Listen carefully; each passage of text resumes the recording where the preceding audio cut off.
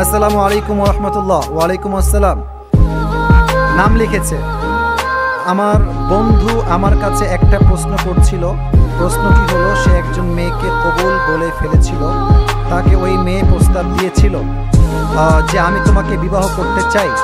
ছেলেটি ও মেয়েটি দুজনে পরিকল্পিতভাবে কবুল বলে ফেলে, কিন্তু এখন ছেলেটির বিবাহ কি হবে আর হলো কিভাবে গ্রহণ করবে? তো মহা পাটপার হয়ে দেখছি রে। মানে প্রস্তাব দিল আর কবুল আর বিয়ে হয়ে গেল। এ তো মানে এমন হলো যে আকাশ সাক্ষী জমিন সাক্ষী আমি তোমাকে বিয়ে করলাম যা। এখন মেয়েও বলছে আকাশ সাক্ষী জমিন সাক্ষী তোমাকে আমি বিয়ে করলাম যা। কয়দিন পরে বলছে তোর সঙ্গে আমার ব্রেকআপ।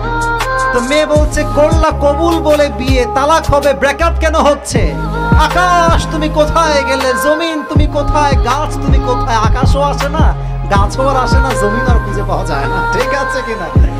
এই জমিন সাক্ষী আকাশ সাক্ষী একা একা বিয়ে করলে হবে না, বুঝতে হবে ইজাব কবুলের যে শর্তগুলো আছে অবশ্যই একজন সাক্ষীও থাকতে হবে রে ভাই।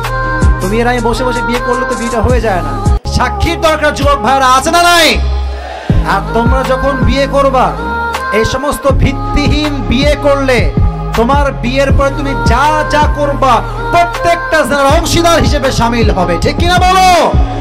আর হ্যাঁ, তোমাদের পায়ে হাত দিয়ে একটা কথা বলি, দেখো চিৎকার করে লাভ নাই, একদম নরমাল ভাষায় বলছি, বিয়েটা পরিবারের দোয়া নিয়ে করাটাই উত্তম।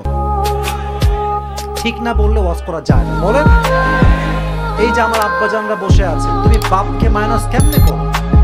আর কোন মেয়ের জন্য মাইনাস করো? যেই মেয়েকে তুমি আজকে রাজরানী মনে করছো, কাল তো সে কাল নাগিনীও হইতে পারে। পাবনার ভাইরা, আর মনে রাখবা, মেয়েরা যেমন ভালো তেমন ডেঞ্জারাসও বটে।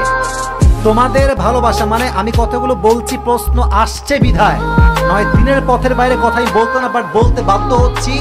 মেয়েরা সম্পর্ক করতেও পারে সহজে, ভুলতেও পারে খুব সহজে, কারণ এদের ভালোবাসার চাইতে আবেগটা কাজ করে বেশি। বাট ছেলেদের ভালোবাসা হচ্ছে সবচেয়ে অনেস্ট ভালোবাসা, একবার ভালোবাসলে সহজে ভুলতে পারে না।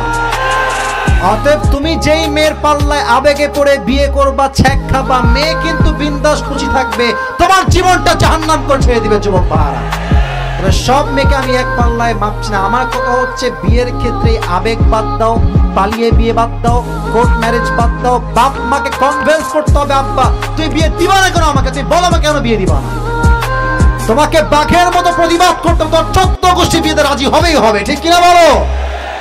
পরিবারের মতের বাইরে গিয়ে বিয়ে করলে কি হবে জানো?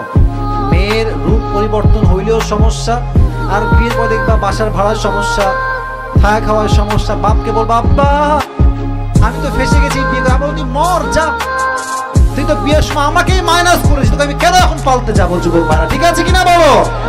আব্বা আম্মার দোয়া নিবা। আব্বা আম্মার দোয়া আছে যেখানে, বিবাহিত জীবনের সুখ আছে। অতএব এই যে মেসেঞ্জারে যান, তুমি কবুল বলো, আমিও রাজি। তারপর দেখবেন যে মিট করতে গেছে এমনি একা একা, তুমি বলো কবুল, আমিও কবুল, হয়ে গেল। না প্রিয় ভাইয়েরা, সিস্টেম অনুযায়ী শরীয়তের যে বিধান আছে সে অনুযায়ী হালাল ভাবে সুন্নত অনুযায়ী আমরা বিয়ে করবো। রাজি আছেন তো ইনশাআল্লাহ?